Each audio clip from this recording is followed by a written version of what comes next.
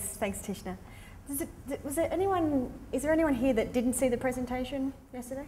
1, 2, 3. Okay, yeah. I'll give a quick recap then, and then we'll go into something else. What I was thinking is I've got some stuff prepared as some prompts about some of the issues that you face when you're writing cross-platform sort of projects. I thought I would talk about one and then sort of open it up if you have any questions, and then we can go on to another one or whatever. But also feel free to interrupt me at any time if you want me to elaborate on something or you have some question or something you want to ask. All right, so I'll start off with, when I was looking at this area originally, I was trying to figure out, what's actually going on. I mean, people talk about there's screenwriting, there's playwriting, there's novelists and game writers, and there's all these different sort of techniques and skills that you can use in all these different art forms and all these different mediums.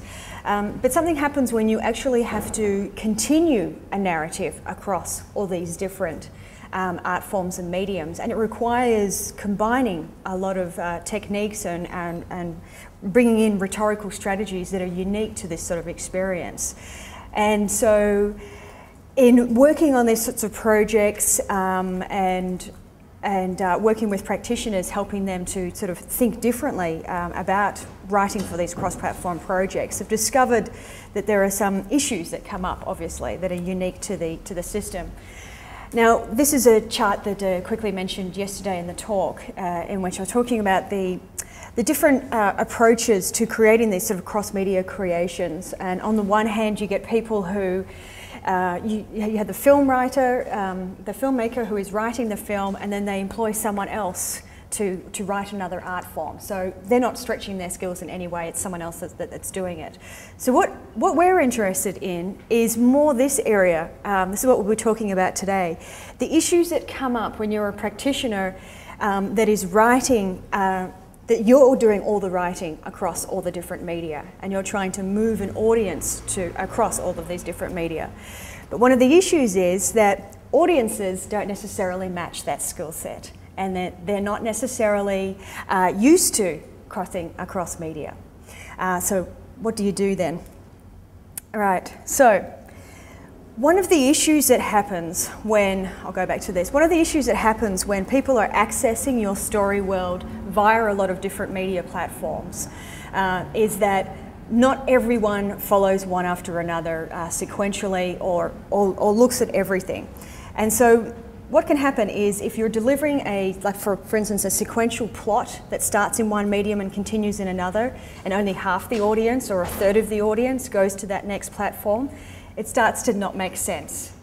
And one of the things that it's called is coherence, about, does it make sense? Does it have coherence? So how do you manage that issue of keeping coherence when people are accessing all of the narrative from different points of entry? Okay, and so this is just an image that's used in like a hypertext literature and things like that, just to illustrate the point, which is that if you look at every single node as representing every single media platform and art form, and it's like everyone can access them from any direction at any time in any order, and that's when you've got the issue of the coherence. Okay, to illustrate how it can be a real problem, I'll just cite an example here from My Super Ex-Girlfriend, the feature film. In a scene in the feature film, one of the main characters, Professor Bedlam, is asked by another character, how can I get hold of you? Professor Bedlam turns around and he says, oh, just professorbedlam.com. Just come and check me out. Just a quick throwaway line. So as soon as the movie's finished, I go online, of course, and check out professorbedlam.com, and there's his personal website, Professor Bedlam. The problem is, spoiler alert, I don't think that's an issue. But the problem is the narrative state of the website is set before the events of the film. So on the website here, you have Professor Bedlam being, I hate G-Girl. He hates Supergirl. By the end of the film, they're together forever and after, etc. So so there's a prompt within the film, you go to the website afterwards, and there's a clash in the narrative timing, right? So that's just an example of how it can clash. And the reason why that happened is because they had 2 points of entry to that website. They used that website as a marketing tool, as well as referring to it from the feature film. So there's 2 paths in which the audiences were coming in. So the question is, how could you get around that issue? How can you get around the issue of having this conflict of a narrative? So, do you have some ideas? 2 different sites. So we'll start here, yep. 2 different sites? 2 different sites. So you reference in the film as bedlam.com, but yep. The movie site's called something else. Yeah, exactly. Don't mention it beforehand. Like, make it something that's a specific point of entry via the film or something like that. Yep. Did you? Same, sort of like a daily entry, so a cue from the film, so it has to be different. Yep. Yep. Having kind of like a web of sites that all relate to elements of the film, but they're all cross-linked and cross-referenced. So kind of like what we attempted to do with Eternal Sunshine, because there were several, and Bean John Malkovich kind of did the same kind of thing earlier. Yep, what you're touching on there was, that's one of the strategies that I'll quickly mention here, is that you can have all these websites, like I mentioned yesterday, the Sunshine on Spotless Mind, that's the company site, the fictional company site. Here's another one, a fictional company from Godsend in the movie, I, Robot. There are lots more. These exist outside of the narrative. They exist outside of the plot. Right. So you can populate a whole story world, you can populate a whole fiction with all of these things that are not related to the plot in any way, but you still give audiences the opportunity to explore. So that's another strategy that you can use. It feeds it though, doesn't it? It's all It perpetuated. still adds to the experience of the story world, and it's it's an immersive device. You feel as if you're stepping into it. So it has its benefits without the trouble of the conflict. So someone could access that when it's released theatrically, or 2 years later when they watch it on a DVD, and it still has resonance. Yeah. So another technique is. Recap, so it's probably not applicable.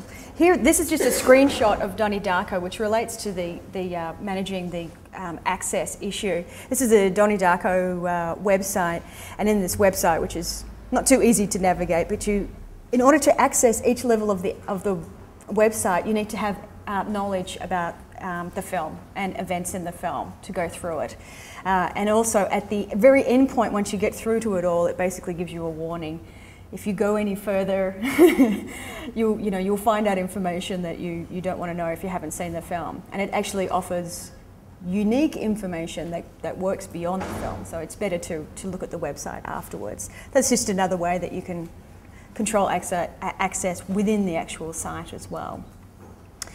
Another one is to change the point of view. So you're looking at the same scene, but it's just a switch of the point of view. Oh, okay. Very important USB. So here, this is an example from Incredibles, the feature film, in which there was a scene at the end where one of the characters is calling up to find out how her babysitter, to find out how her baby is. Jack attacks. And the whole scene, you only see the mother on the phone and hearing these messages about the babysitter screaming more and more. And you never find out actually what happens, because they arrive home and the baby's there and everything's fine. On the DVD, in the DVD extras, there's a short film which is all set with the baby and the babysitter, and you find out everything that actually happened between the baby and the babysitter. The baby was terrorising the babysitter, and you basically see it from all of that point of view. So it doesn't have any narrative conflict or anything like that, but it just offers another point of view and a sort of an elaboration of it there. What's some other? Yeah, so different point of view, and also just elaborating on a story event rather than actually continuing it. So rather than sequential narrative or something like that, you can just explore something, explore a subplot or a sub character, and creating artifacts. That's the other one that I mentioned there. So those are those examples. Just some hints about managing coherence. Any Any thoughts or questions so far? Could you just go back to that list? Sure.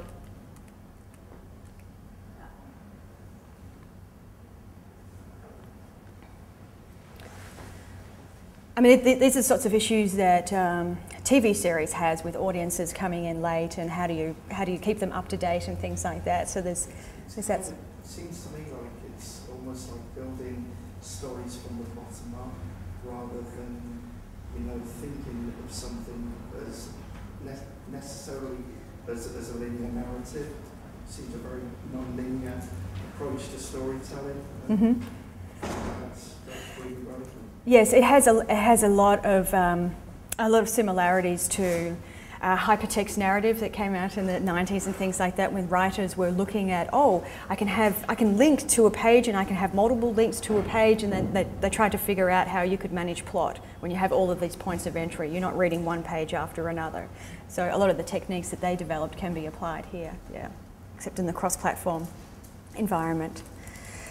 So another issue you have to deal with is connecting the dots, is basically providing enough information to actually prompt people to move across platforms. Because the majority of works as they're created, or cross-platform works as they're created now, is they're created and they're completely isolated. There is no information given to the audience that, guess what, there's some more information over there. It relies on fans to find it. And they're not really thinking about the fact that a person can actually traverse and continue across. I'll give as an example, the Wachowski brothers' The Matrix is one of the projects that's held up as a exemplar of transmitter storytelling, because they had so much narrative information that was distributed across the anime and the feature films and the graphic novels and the games and the websites. Unique narrative information. The interesting thing, though, it's like at the end of a feature film, that's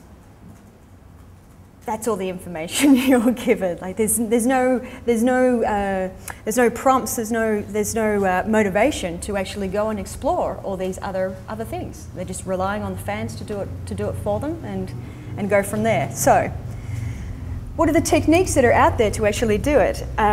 I've been looking across and working with a lot of practitioners, and worked out a three-step call to action cycle. 1, prime, prepare and motivate the audience to act, and that's some clips from Ren and Stimpy, which I think some of you recognise. 2, give them a referral, so provide the means and the instructions on how and when to actually act. And we'll go through some examples of different referrals that you can use. And then 3, reward. Acknowledge and compensate them in some way for their action. You can have one without the other. The majority of all productions just have a referral. But if you actually take the time to prepare the audience to have a reason to actually act and move across a platform, give them clear information about how they can act, and then actually reward them and acknowledge that in some way, it can work quite well. Now, just to illustrate how that works, I'll just show a short video from Finding Neverland that illustrates how the persuasive device of those 3 stages. Is that loud enough? Who is that? The Redskin were defeated. Wendy and the boys captured by the pirates. I'll rescue her. I'll rescue her. Oh, that's just my medicine. Poisoned? Who could have poisoned it? Well, Tink, you dropped my medicine. It was poisoned. And you drank it to save my life. Tink, are you dying? This is the prime, preparing the audience to do something. Her light is growing faint. If it goes out, that means she's dead. And the Her voice is referral? so low I can scarcely hear what she's saying. She says she thinks she could get well again if children believed in fairies. Instructions.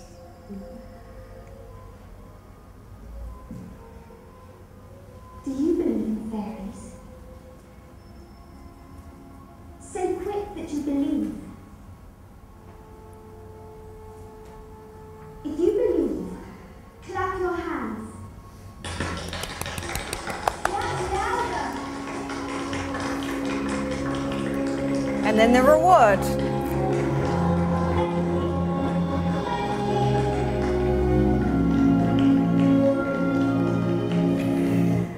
So I think this, it's a nice little sort of metaphor about the process of basically preparing and creating a compelling reason of why you should act, how you act, and what the meaning is applied to that action, and then giving a response out of that.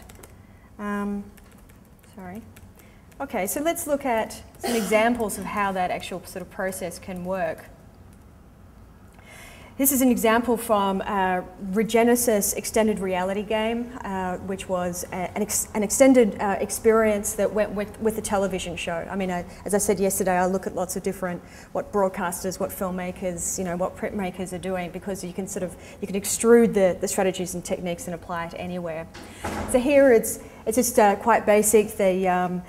They created a mission that the players received via email with a video, and the video prompt basically told them that there's going to be some serious repercussions if their help isn't given.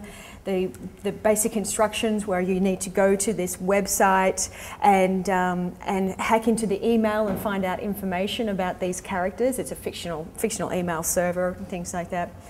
Now, the interesting point is what happens when they do that. So the players send off the completed mission, and they receive an email back saying, well done, you've completed the mission. But it doesn't stop there. They integrate the players' actions, or they simulate the players' actions within the actual TV series. So what they did was they had pre-shot sequences in which the characters say, oh right, we just got this information from the field agents, and they've told us this. So the players basically have a role within the story world. It's not just playing out independent.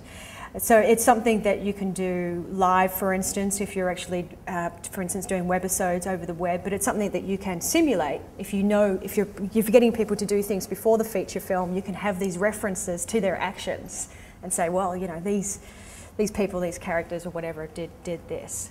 So having that impact within the story world is a very strong part of the rewarding experience and compels them to act again. So some of the referrals specifically, I mean, the common thing is obviously a URL at the end of a feature film or a website, and some of them can be a bit clever, and some of them not, and that's the most common thing. Is just chuck a domain name at the end. But there are other things that you can do as well. For instance, in the Heroes 360 experience, they just had a quick shot of a business card, a close-up of a business card with the URL and the phone number. And that was basically the prompt for everyone to go to the website, and there they would find a whole lot of information. Yep. But, I think if I saw that, I don't know, even I wouldn't know to go to a website, so that's a nice cutaway word card. Yes, that's exactly. Well, there's two things. One, there are people that do act on that, but they're relatively small part of the audience, but definitely increasing because these sort of techniques are becoming pervasive, especially in broadcast. But what a lot of them do is they prepare the audience beforehand. So they release via media information that you need to look for this at a certain time, right? So that's what a lot of them are doing, and they do that with books and things like that as well. It's basically kind of a sophisticated Easter egg. Yes, it is. Yeah, but it's a way to have people feel as if it's more immersive, like they're peering over the shoulders, and they're and that whole fictional world that they're watching is suddenly populated. So that's a common technique. So you see that a lot, where there are phones that are listed that people can actually call. There are email addresses that are quickly shown that people can actually email the characters and things like that. But also once that small group have publicised that information, then it spreads out further as well. So you can go from there. Other techniques, obviously, is just to do close-ups of certain things. If you prepare the audience to actually take some action or do some missions that you want them to complete, this is what they did for a Criminal Minds episode in which the characters spoke about how they were trying to solve this puzzle from a serial killer, and this was actually at the end of the season. So they just did all these slow shots of all the clues, and basically ended by saying, well, "Oh, gee, we can't figure it out." End of the season. Obviously, the fans then take over. So if you prepare everyone, and then you can just have shots of elements and get them to actually figure out what they need to do and how they need to act as well. And just basic modelling action, getting, rather than just showing a website or something like that, you can get the characters to do things that you want your audiences to do. So this is an example, just in Godsend, it's just a very basic example. This character is searching in this fake search thing for the company, the Godsend Institute, which is something that you can, when someone sees that, it's like, oh, I wonder if I actually search, I could find it as well. That sort of modelling action you could relate to a lot of different things. The issue here, of course, is that the website they used in the production is different to the website that was actually released in the end. So you need to obviously plan all these things from the beginning, because it's a lot more exciting for the audience to go onto the web and be seeing the same things that the characters are seeing. Yeah. Do you find that continuity is a big issue?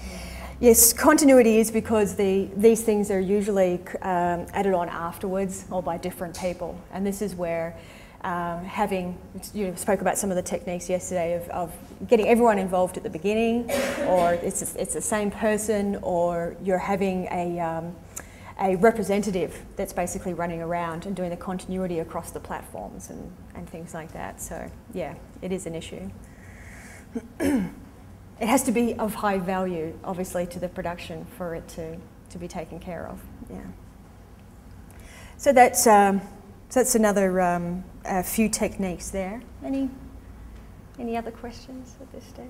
No. Yes? I have a question, but it might be best for the end if it's a general question to do with... That's all right. It's okay. I'm working on a non-fiction project that was interactive in its production stage, and then the results of the experiment become the material of the film, which is a portrait based on what I found during the experiment. And I've recently applied for a grant to relaunch the interactive element when the film is completed, and I discovered that it's very easy to kind of rehash what you're doing in the film stage or in the first interactive stage in sort of a new form, so you can use different platforms, and it's very easy to just rehash basically what you're doing. I wondered if there's an ethos to do with how best to utilise the different platforms as a way of exploring what you're trying to do, rather than just do that rehashing.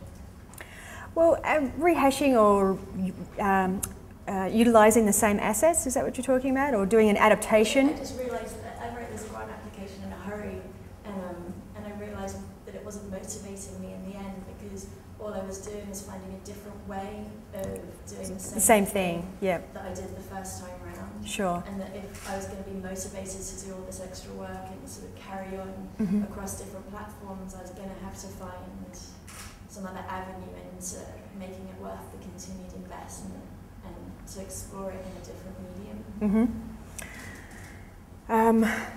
I'll make some comments because I'm not quite sure what the question is, but... Sorry, my question is there an optimum way of using different mediums that isn't just about that?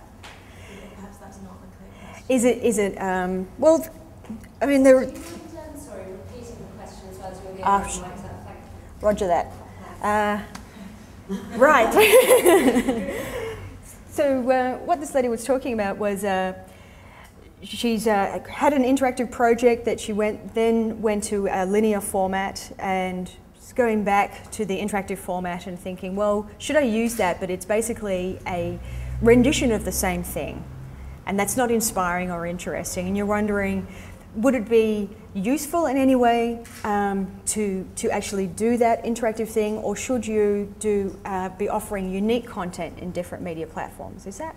Or is it more beneficial to explore in a different way? Like, for instance, if I had a film and then I was doing a graphic novel, Yeah.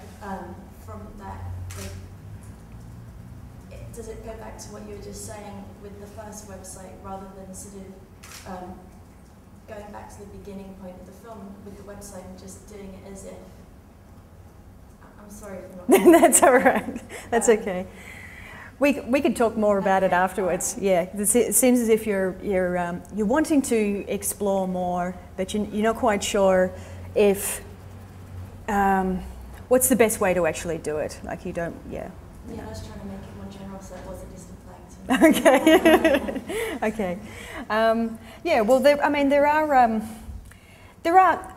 are no rules. Like, one of the things, when this area first came out, and one of the things that people spoke about was that you can offer unique content in every different media platform, and that's the interesting and exciting thing.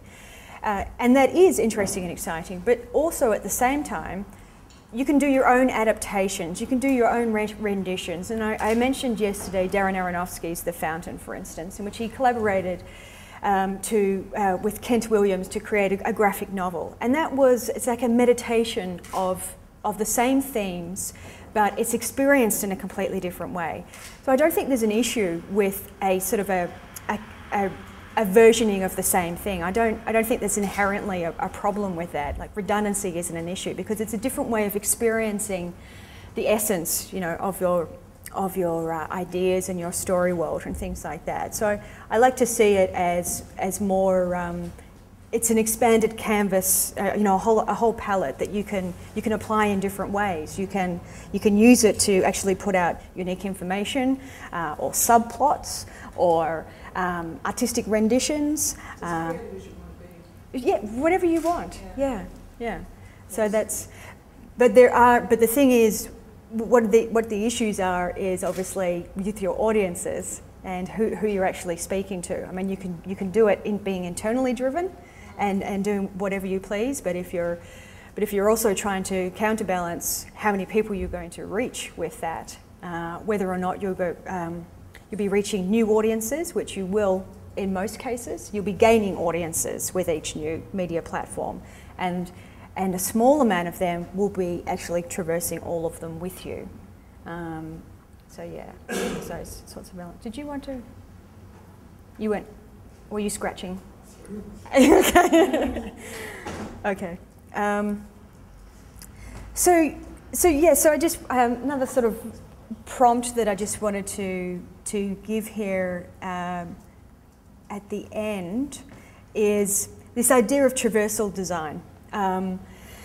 Obviously, what was it? Walt Disney in was it the 1950s when he proposed the idea of Disneyland and the theme parks, and he sat down with all of the fun park owners and said, "Listen, I've got this idea.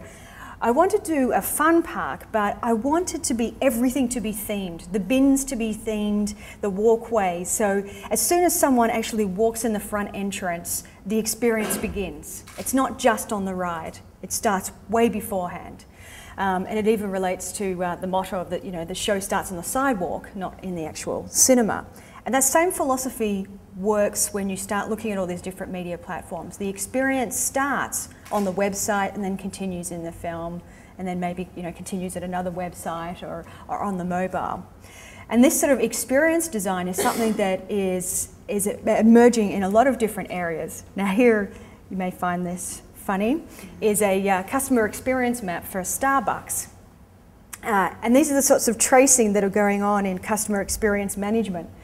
This, for instance, is a person walks into a store and they're looking at how they're feeling really good and happy, but then they're in a long queue and they're unhappy. And these are the sorts of mappings that are going on across in marketing and lots of different areas about what's person's experience from woe to go.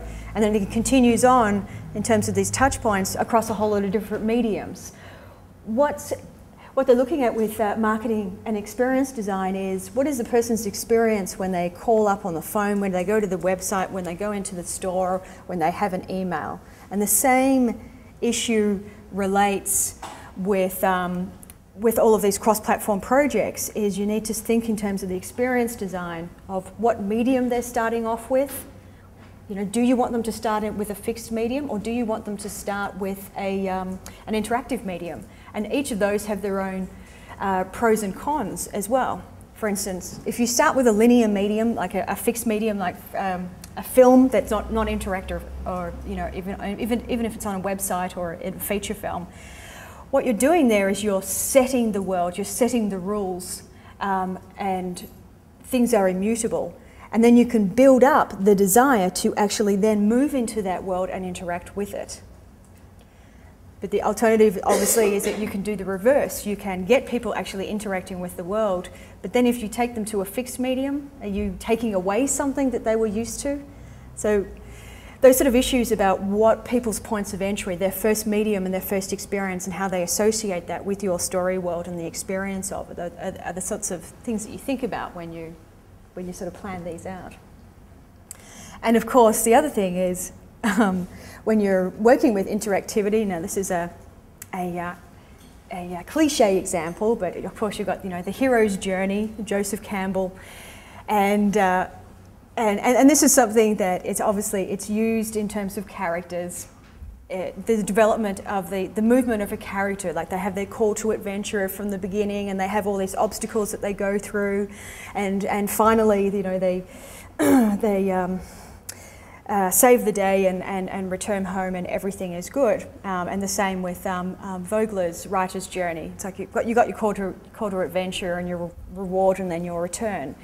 The difference with these sorts of interactive projects, because they are interactive when you're actually moving people across different platforms, whether or not your story responds to the audience is another thing, is that you're thinking in terms of the audience's journey and their call to action and their rewards and their obstacles across all these different platforms. Do you think it's easier to do this kind of approach when you have a movie where it feels like you're encountering the characters, rather than, you know, you get a phenomenon in a lot of linear movies where you feel like the characters are just born in the first frame, and it's kind of like they don't exist outside of that. It's like, you know, they're born in the first frame, and then they're kind of, everything's neat and tidy at the end, and that's it. Yeah.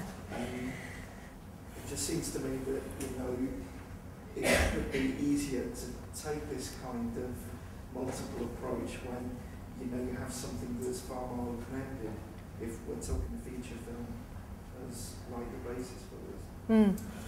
Yes, most definitely. It's these sort of techniques have been called immersive and creating worlds and things like that. Like, you've got your techniques in filmmaking to make a place look lived in, like when science fiction suddenly became grungy and dirty, you know, and spaceships looked lived in as opposed to all white and pristine. It became more realistic, and the idea was that it was more sort of immersive, and you feel as if they're actually living that world as opposed to some pristine place. And the same thing applies here, is when you populate the world across different media platforms, that it does become more real, and you could actually have email conversations with the characters, and you know, you can go a lot of places obviously with that.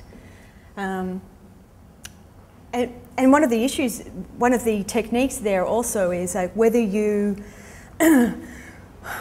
try and pretend to make all of those mediums part of the actual story world. Now, I don't have some clips here for this, but an example is there's a book called Kathy's Book, right? And at the front of the book is, you know, at the front of the book it says, if stolen, please call this address, right? And inside of the book, there are scribbles in the margins, and there are napkins with phone numbers on it. So it's presented as if it's actually a book that you've stumbled on, and that if you go to the website, it's all it's all part of the fictional world. And so they've created an in-story rationale for the actual book to exist. That sounds very much like what they did with Twin Peaks with Laura Palmer's Diary. That's right, exactly. Yes, Right. yes. Yeah, I mean, David Lynch is one of the first ones that really explored this area seriously. Had the Cooper Diaries. Yep, and the town map, the Twin Peaks guidebook. Yeah. Yeah, most definitely. There are a lot of those, and so this is where those fictional company sites that I mentioned before, they're the same. They've got an in-story rationale. They haven't got universal pictures around the frame or something like that. They're pretending as if these fictional corporations are there shoulder to shoulder with real life corporations. They're making real products out of that now, aren't they? Yes. Taking it that far. Yes, it's everywhere. Can I just clarify what you're saying about the writer's journey? Yep. Writer's journey. Mm. Are you saying are you suggesting to design the audience's experience so that they travel through time using those kind of plot points as their experience? So Yes, it's one. It's just a paradigm explaining device, but it's also something you can actually use if you're getting your audiences to actually do things, fulfill missions, interact, or. could you give us an example of how some of those would relate to? Well, basically, a call to adventure, for instance. A call to adventure is that rather than you can have your, I don't have it here. You can have your. There are two types of interactivity. There are four types of interactivity, but two ways that you can actually have it happen. One is the audience has a role in the story world, and one is they don't. If they don't have a role in the story world, then basically they're traversing all of these platforms and just viewing all this content. And that's the most common, is where you're sort of a third-person God view and you're just watching everything. You don't have a role. The second one is when they actually have a role in the story world in some way. They're given a character, or even they're playing themselves, but they can affect the story world in some way by conversing with characters. And that's when this comes in. And that's when you start to think about, okay, well, what's their call to action to enter the world? Is it they need to help support a character, at the end of the feature film, or to find some critical information that's needed, that's then revealed in the feature film or something like that. So what's their call basically to action, and how does it actually relate to it? And then you can set up obstacles that can, obstacles like making the websites difficult to find if you wanted to. So for instance, in alternate reality games and things like that, is they may hide the URL to the website that they need to go to in the source code of another website, right? And so they rely on some people to actually go to the source code and find it, or to solve some complex puzzle that involves 4 to 5 jumps across a whole lot of different websites and collaborating with people all over the world and things like that. It's when you bring in challenges that they have to complete. Or it's like Yomi mentioned, he did a talk today in which he mentioned that the players had to collaborate to try and get to retrieve some gold bars, that were hidden, and they had to sort of help each other via Twitter and things like that to sift through all the clues in order to do that. So, I mean, I've got lots of slides on this sort of thing, but I haven't got them on this computer. Would you like to know more about those sorts of alternate reality games and things like that? Okay. It's hard when you haven't got images. It's hard to understand. Okay, I think I'll bring up some of the prompts from yesterday.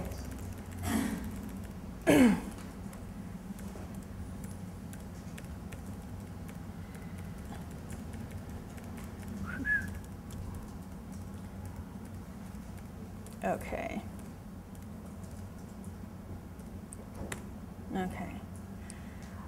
I'll talk about one of the things that is quite interesting about what's changing in this area of alternate reality games and all these genres where they use a whole lot of different websites, a whole lot of different platforms that people have to collaborate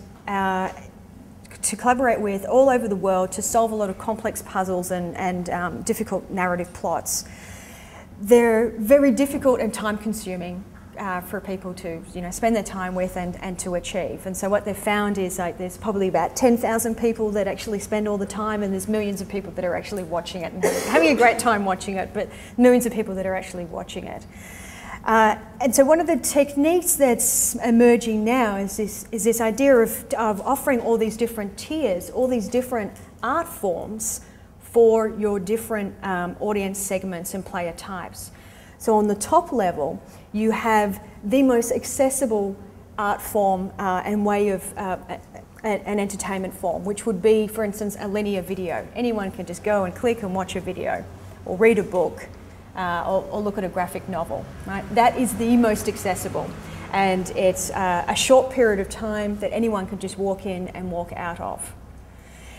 But then what you can do is, if people want to explore further, you can then populate that world. You can offer the opportunity for them to explore by going to a whole lot of fictional websites and maybe linking in with characters in social media networks and friending them and watching their private videos and things like that. So you can embed these prompts, like for instance, the close-ups of a URL and things like that within the video. So the people that want to will then go to that next step, but the people that don't will have a self-contained entertainment experience. So then you create that other layer of the exploration.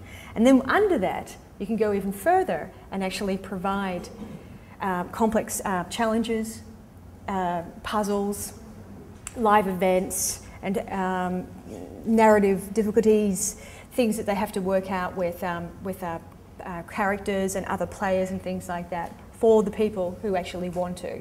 So rather than trying to force everyone to do everything, you just provide separate content for everyone, which is completely different to the way, for instance, digital games, everyone joins in and plays the same game with networked digital games, and they've been trying to model it, so how do you attend to casual players and at the same time hardcore players? The same with if you're trying to pitch a feature film or a TV show that that's accessible to lots of different audience interests and things like that. What's wonderful about the cross-platform project is you can create completely different art forms and experiences for the different audiences, for these different skill sets, for these media preferences, and the amount of time that they have to actually spend. So they may actually be quite skilled and proficient in this area and quite capable of playing a complex game, a whole lot of challenges and things like that, but they don't have the time, but they still want to be in your world. So give them an option to just drop in and drop out. And all of that can be linked together. So these are the sorts of strategies. So this is just a quick example of how that sort of works out in We Tell Stories, which was commissioned by Penguin UK. Six to Start worked with authors to create a whole lot of different short stories, and this was one with, it's Google Maps, I think, isn't it? And so there's a short story here where you click on each node and it reveals a bit of text. But within that, there were clues that led to a complex game. So you had these two levels that were there. And there are lots of different examples, like the online webisode, You Suck at Photoshop. That's what it's called. You Suck at Photoshop. It's a comedy webisode that people can watch, but within that, you can then follow on and you can join up with all the characters and the social networking sites, and you can find out all this other information and converse with them and explore it further. So those are the sorts of opportunities that this cross-platform approach, facilitates. Yeah. Okay. So, what would you like to know? Yes. I've like to have a bit more of a chat about audiences, because it does still seem to me that the prime audience that is coming up with the sense of games and the kind of narratives that we're talking about, and the kind of competencies that are necessary for people to engage, is still a younger audience. But I'm interested to know, do people know very much about the audiences that are doing it? Do people know how many people over 50 are engaging with these? Is the content the kind of, sort of shoot 'em up type content that we've been talking about necessarily focusing it to a younger audience? Yeah. Well, firstly, I haven't referred to a shooter once. Yeah, but it's I mean, it's difficult every time you mention game. People sort of associate with a digital game. There's statistic in terms of alternate reality games, and then there's statistics in terms of media use and simultaneous media use and things like that. Not a lot of it is public. So with alternate reality games, it's 18 to 35 usually. It's equally male and female. Now, what are these alternate reality games? They're cross-platform ones in which some players are just interested in following the narrative, some are just interested in following the challenges, some do the live events and things like that. So it's probably not good to describe it as an alternate reality game, but an extreme cross-platform experience. But that's a clue as to where, that there is an active audience that are actually looking at that.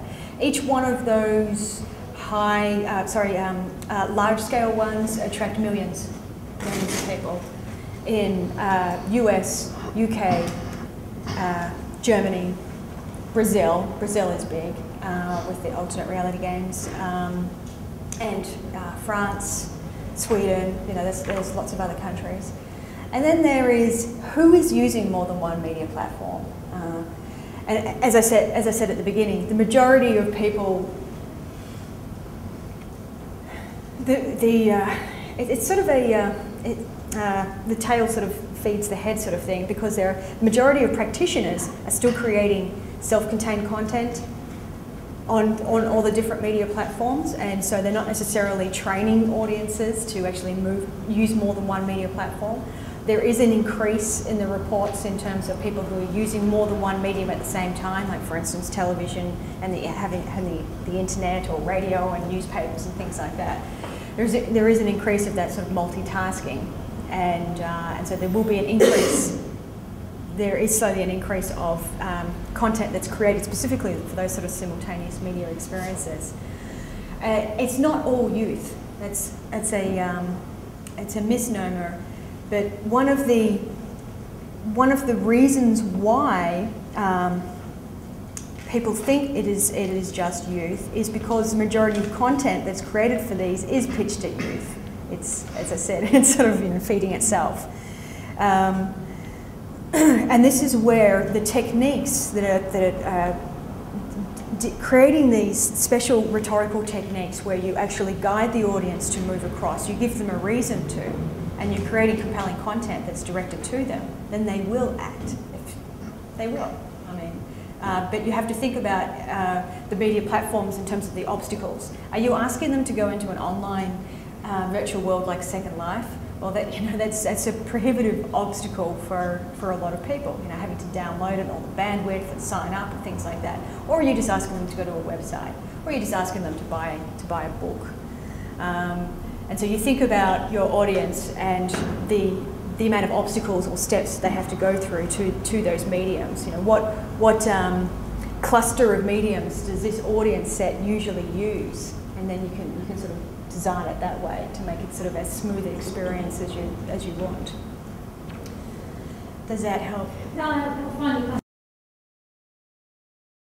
context. If we were talking about theatre, or we were talking about music, or we were talking about film or television, would we be focusing on an audience that is certainly under 50? And as you said, it's self-fulfilling in terms of the content that is being generated, but you're saying it's primarily focused on 18 to 35. You can't think of sitting in a theatre conference or a television conference where you would focus down the audience as becoming self-selected because of the ability to use the content, the ability to manipulate content. And it just seems to me that I have no solution to offer, but it would be fascinating to think about how one could extend it outside that top age range.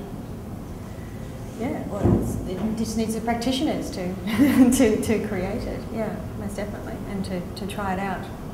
I mean, before, as I mentioned yesterday, you know, at the beginning it's been mainly conspiracies in terms of genres and things like that, and now we're seeing comedy, and I think we'll see some romance coming in as well. So there's been horror. Horror's been a big one too.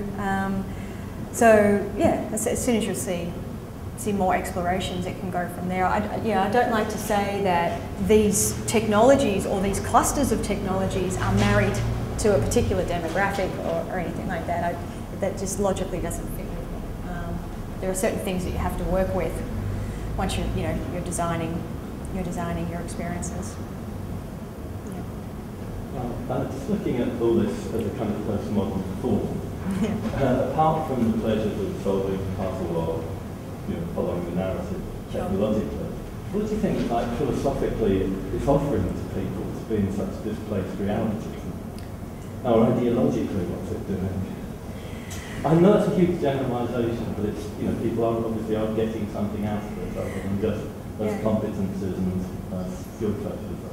I think, looking over in the past, it's like, oh, this happens all the time. It's like Umberto Eco says, every era has its postmodernism or something like that. It's just, it happens over and over again. Like it was the 1800s epistolary fiction, where you tell stories via letters, and these sorts of techniques emerge over and over again. We're trying to figure out techniques and the appeal to it happens over and over again. We're trying to figure out why now, why now? What's it all about?